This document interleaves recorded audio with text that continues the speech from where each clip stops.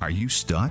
What about unhappy? Join Alena Chapman, author, mentor, and life coach for 30-minute moments as she challenges you to get out of the doldrum and start living your life to the fullest. It's time to celebrate that life with 30-minute moments. Welcome to 30-Minute Moments for betterment and ease in your life. And I am your host, Alena Chapman. I loved bringing my kids to Disney World because it was a safe world for them to explore, see their possibility, and dare to imagine.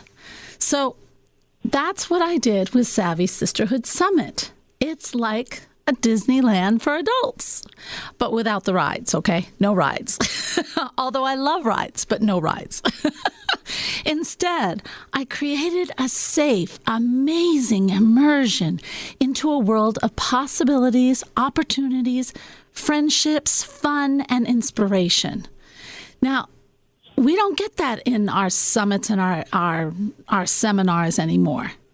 But what if we get some top experts in their fields, like my favorite and my mentor and my best friend, Bob Proctor, or Michael Beckwith of Agape, or Elizabeth Gilbert, who wrote Eat, Pray, and Love. How many of us have not watched that movie a million times?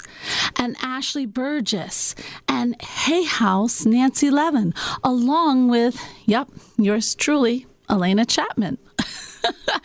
No one who attends this summit in New York City at Columbia University on May 4th and 5th will leave exactly the same. They will be enlightened. They will be on cloud nine, and it will carry through because guess what? You are also going to gain the friends, because that's what Savvy Sisterhood is all about. So if you're interested, and tickets are on sale now, and they're going fast. And yes, I know it's in May, but they're selling now. Go to joinsavvysisterhood.com. And Savvy has, now we're saying Savvy is extra fortified because we have 2 V's in it. joinsavvysisterhood.com. And just read through the different tickets. We have many different prices on the tickets. Just make sure you get a ticket that gives you the immersion, the joy, the safe, the opportunities that you want. Okay? And I love it. I want to give you that wonderful Disney feel. All right. Now let's get started with our day today. And I am excited about our guest. I always get excited about our guests. We have on today Alena Chapman. Now, she has a book called Living a Spiritual Life in a Material World: 4 Keys to Fulfillment and Balance. Now, number one, I love this book because just the title alone, because to me, that's a hard thing to do for a lot of people. A lot of people find that hard. And I love that she's talking about the material world. Let me tell you a little bit about her. She's very interesting. She's got a PhD and is a visionary educator and spiritual innovator. She comes from an eclectic background that spans the U.S., Israel, Sweden, and France. I want to go to France. I so want to go to France. Okay. Her rich life experience includes careers as a fashion model, founder of Alternative Elementary School, awesome idea, a counselor, speaker, and author. She is a creator of the Expansive Community, a membership for change makers who are committed to creating spiritual material abundance in all areas of their life and in the lives of the people they live, work, and play with. She holds a doctorate degree in transformative learning from the California Institute of Integral Studies and lives with her family, in California. So let's just talk a little bit about this. And I would like to welcome you, Anna, to WOWO and 30-Minute Moments. Hello. Thank you for having me on your show. I'm excited to be here. I am excited to have you. All right. I do love this. Now, we're talking a lot about spiritual, and then I know you talk about bringing people into a spiritual life. Now, I'm going to hit it right off the bat. Are you ready? Mm-hmm. Okay. I thought you might be. All right. So let's talk about the difference between being religious and spiritual, because right now we do have, many millennials, number one, I think, and you even had this quoted on your bio, and it is true, about 80% of millennials, but they're not just millennials. There are a lot of people in their 40s and their 30s and their 50s who are saying, we want more. We want that spirituality. What is the difference between the two? Yeah, so spirituality is your subjective experience of the sacred and the divine, okay? Your subjective experience of the sacred and the divine. Religion is an entire set of values and principles of how to live by in order to have this subjective experience of the sacred and the divine. So religion is supposed to have spiritual experiences in them. I mean, that's the purpose of it. Right. But instead, many times, it's become just adhering to the rules, and there's a confusion. There's a famous quote, the map is not the territory, and religion is a map to the territory. The territory is God, Jesus, the source, whatever you call, I call it the universe, whatever you call this unfathomable force that's created us, right? Right. So religion is a map, but it's not the territory. And I think that why millennials and many people feel they're spiritual but not religious is they want the spiritual subjective experience of the sacred, of a larger, more expanded, enlightened version of themselves and of the world. They don't want to adhere to a map that really is a downer so many times, and it's not about really having the elated subjective experience of God. Mm-hmm. I get what you're saying. So, I think of spiritual as more of a personal relationship with God. And it's funny, when I was raising I was also a musician. I taught on the collegiate level, but I also, I started my first choir with a 35-member choir in the Baptist church. I was Catholic, and I was in this Baptist church in Vermont. And I'll always remember that choir. I'll just tell a quick story because it's funny. So here I am, 18 years old, and I've got a 35-member. Well, actually, I think it was more than that. And the tenors would always play this game. They'd always sing the wrong note on purpose. They wanted to see if they could catch me. And I'd nail them every time. But do you think it's because I could hear them?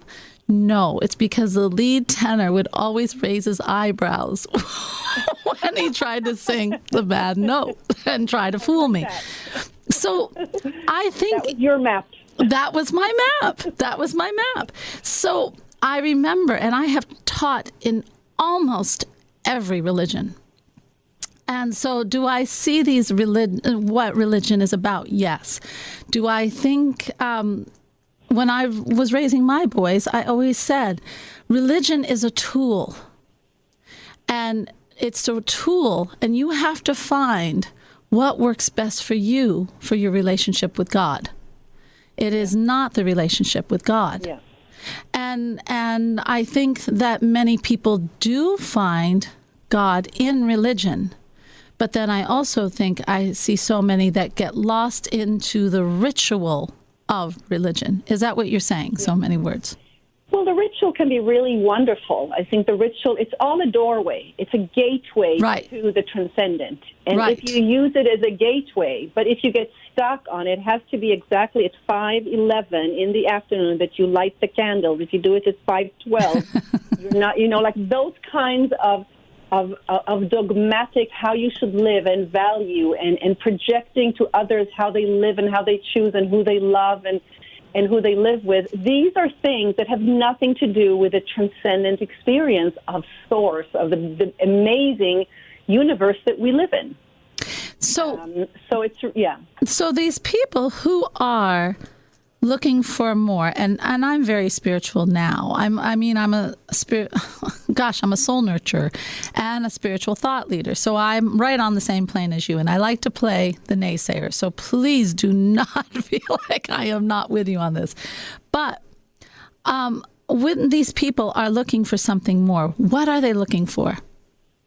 They want this they want this spiritual feeling, but what are they wanting? Okay, so this just brings it back to the conversation of spiritual and material, because we all need a map. It's easier. We are material beings, but we're also spiritual beings. But it's easier many times to access something that's material. It's more accessible. Okay, it's easier to hold, to hold a picture of someone you love, and you can also imagine them. But when you see their picture, it's more evocative because there's a material expression of them. You see a picture, it's easier, right? You get a picture in your mind. Yes, of course. Right. So the material is really a wonderful gateway. Like religion is a doorway, so is the material world a doorway to the spiritual realm. Sure, it is. But what has occurred is that we've split them, and so in the material in the material discourse, we value the spiritual over the material. The material is here today, gone tomorrow, not worth anything. Anything that we create is just, is just material junk, and it is self-hatred. And so people are looking, and yet we're not going to live without the material world. We live in a body. We all have to pay our bills. We have children to raise. We have works. We have callings. There's so much stuff we need to do in the material world that we cannot have a war between the material and the spiritual. Right. So what I do in my book is like, okay, so let's look at it in a different way. What if the material is an expression of the spiritual? When you see a rose, you don't say, oh, here today, gone tomorrow, I don't care about this. No, you look at the rose, you take its scent in, and you say, how beautiful is this? That God or the universe or evolution created this beautiful rose with the help of human ingenuity, right? Roses are cultured, right? Right, so it's evolution, it's the laws of nature combined with ingenious human capabilities that create beautiful roses. Likewise, anything that you create a radio show. Is that a material thing? Here today, gone tomorrow? Yes, but it's an expression of your spirit. Right. It's an expression of your values, of your beliefs, of your care and altruism and service for the world because you want to help people and make the world a better place. These are all spiritual values, but you got to put them somewhere. You can't just meditate and sit in meditation all day. So because the human experience is exactly that, to visit the spiritual, connect to a larger, more noble version of ourselves, and then to express it in whatever we do. And you're doing it in a podcast. Right. I do it being an author and a speaker, and a baker does it through baking bread that we taste. And when we taste the bread, we're tasting the love and dedication and hard work and innovation and care for others and nurturing. All of these are spiritual qualities that a simple baker is expressing through baking bread that we consume. You are listening to 30-Minute Moments, and I'm your host, Alena Chapman, and we're here with Alena Chapman. You're listening to 30-Minute Moments with Alena Chapman, helping you discover your true purpose on WOWO and at WOWO.com. And we're here right now with Alena Chapman talking about being spiritual versus religious. And Alena, I love this when you're talking about the material world. The material, I see it as, it is neither good or bad. It is just what it is. It's what we make of it. And us creating, and using the material in a way, or seeing the material as in a spiritual way, or even producing it, because we are creators. And yes, we can't just sit in a private world and meditate and be a monk, although some of us can, but not everyone can. We have to get out there and function. Yeah. Yeah. So living in the world and creating, I think when we are doing what we love and we are doing what we see in our mind, I always say, if you can see it in your mind, you can hold it in your hand, which is a quote. Actually, Bob said it, but I know that it's also Neville says it, and it's been passed through. But it is that creation that is part of the spiritual world. And it's the creation of material things, as you were saying. I think it gets lost. People lose the spirituality. They're getting very confused, especially in a world where they're maybe working in a place where they are not feeling fulfilled, or they have to have a daily life that is not fulfilling. But yet they're trying. They're trying the yoga. They're trying to do, they're trying to think. I love this when someone says, I'm trying to think positive thoughts. Okay, so, and that's nice, but that's extremely stressful to put on yourself. So what's some of the things you talk about in your book that help people like that to see more spiritualness in their daily life? Yeah. Okay. So, first of all, there's a simple practice to start seeing spiritual qualities in everything mundane, so to speak, that you're doing. Okay? Uh-huh.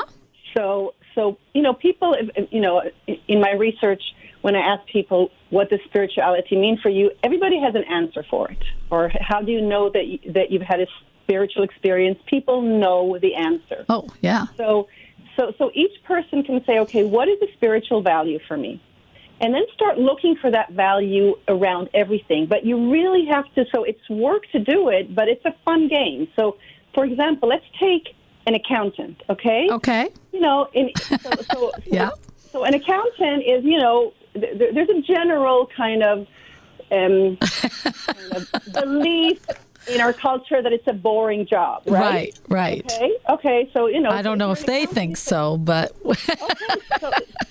Yeah. So let me enlighten the accountants who are listening and the rest of us.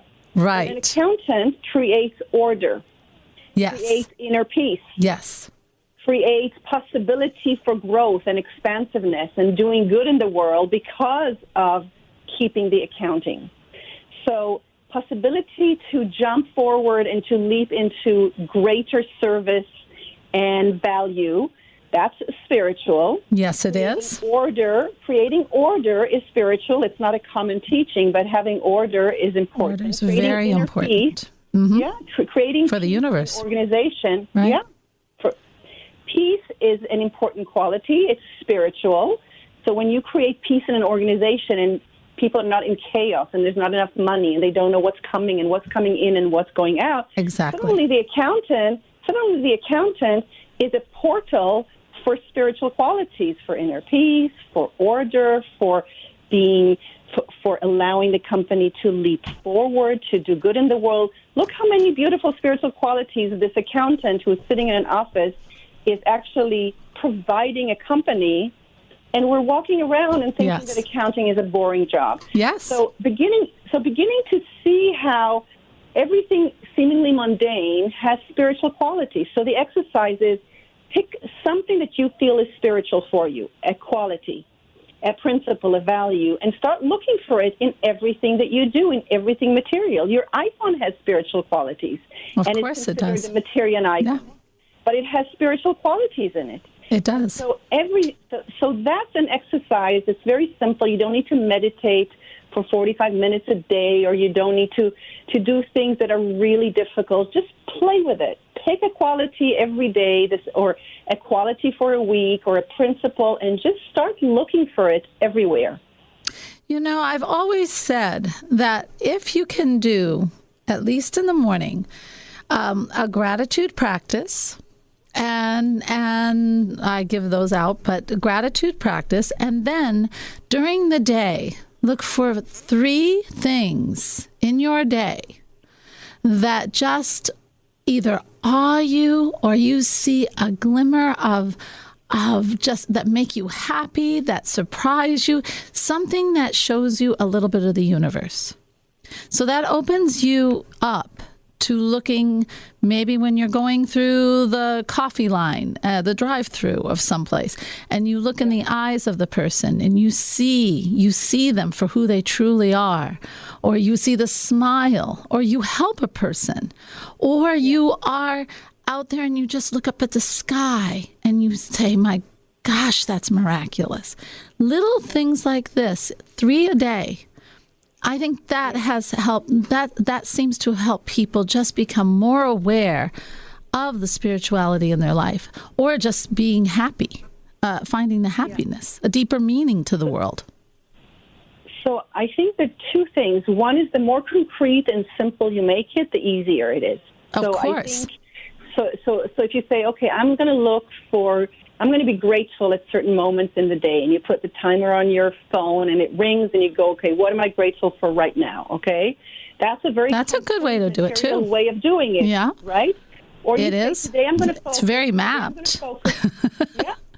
Yeah. Today I'm going to focus on beauty, okay? I'm going to see beauty in people. I'm going to see beauty in myself. I'm going to see beauty around me. And That's you put nice. your timer on, and when it rings, you say, okay, where is their beauty? Like you said, by the coffee machine, you look at someone and you say they're beautiful, or what you just said is a beautiful thing. And you tell the person, what you said is so beautiful. This is how you practice spiritual teachings. It's not something difficult and amorphous that you have to go to the other side of the planet for. You decide to focus on beauty today, and you look for it every hour. You put your timer on, and you look for beauty around you, and suddenly you're going to see beauty everywhere, and you're going to see beauty in yourself. And so that's the practice. The other thing is really important is to experience the shift in your consciousness as you do it, because everybody knows that gratitude is going to make you feel better. But you need to feel the expansiveness that happens in your body. It's a sensational, emotional, mental shift. Of course, just to make a list, right, is a list. But if you start feeling the gratitude, it's right. The beauty, there is a specific. Suddenly you're high on life, right? Suddenly you're just high on life. Well, you're more than a high on life, Anna. When you do the gratitude list and you truly feel like, when I write down, it's 10, you write 10 in the morning, you sit there and you really feel it. Like, I think of my dog, Ralphie, big red dog, just like Clifford. And he licks my face. I think it just puts a smile on my face. And when it does that, it opens my mind. If you practice, and then after you've done the gratitude, you sit and you ask to receive. And you sit for 5 minutes, and then you offer love to 3 either people or situations that are bothering you. And you watch the world start to change. It opens your mind to wonder. It changes the way you react to those people or that situation that's bothering you. It changes your whole world. I think gratitude is one of the strongest tools when used correctly to really change your perspective in the whole life. Oh, hold on. And there's research. Oh, sorry. There's research coming out of Davis University, UC Davis, about gratitude and how it is changing. It can help your wellness, sickness, like your all body. It's mental, it's emotional. But what I like about your examples is they're very concrete and very simple. And sometimes it's like, okay, to be spiritual, I need to meditate. I need to empty my mind. And people are sitting and struggling and feeling like they're not enough. Yeah. Or they're attached to material things and they feel I'm not spiritual enough because I'm attached to. Yeah, and it's hard to empty your mind. Yeah. Very hard. What you and in the examples I'm giving and the examples, the way that you explain them, is just, make a list of 10 things. It's very concrete. It's very material. Write down 10 things. Then say thank you for 3 things throughout your day. It's a small practice, and you can do it while you're driving down the highway. You can say thank you for 3 things. And so the spiritual becomes part of your everyday life. Ease and betterment. This is 30-Minute Moments with Alena Chapman, helping you find your inner self every Sunday on WOWO and at WOWO.com. Welcome back to 30-Minute Moments. And I'm your host, Alena Chapman. And guess what? It is my favorite part, the shift, the shift, the shift. And I still don't have a jingle. That's the jingle, I guess. You guys have left it by default. That's my jingle. So here we are, and I am here asking Anna, what was that aha moment, that pivotal story for you? So I want to say the word is expansive for me.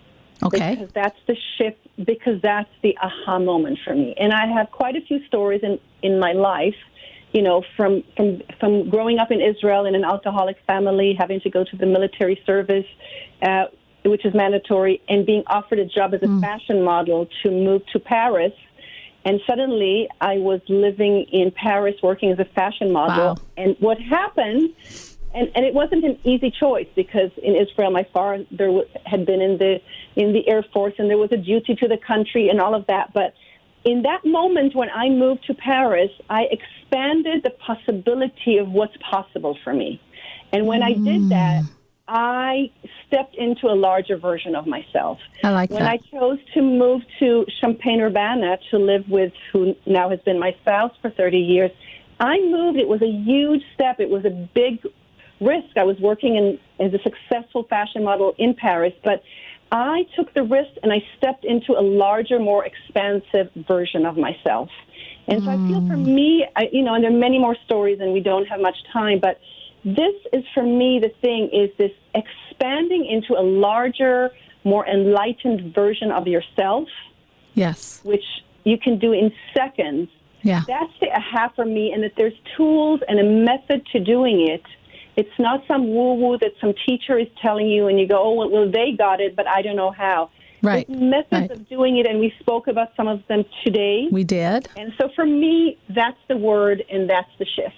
Awesome. I love it. And if people want to learn more, or they want your book, which I love the title, how could they get hold of you?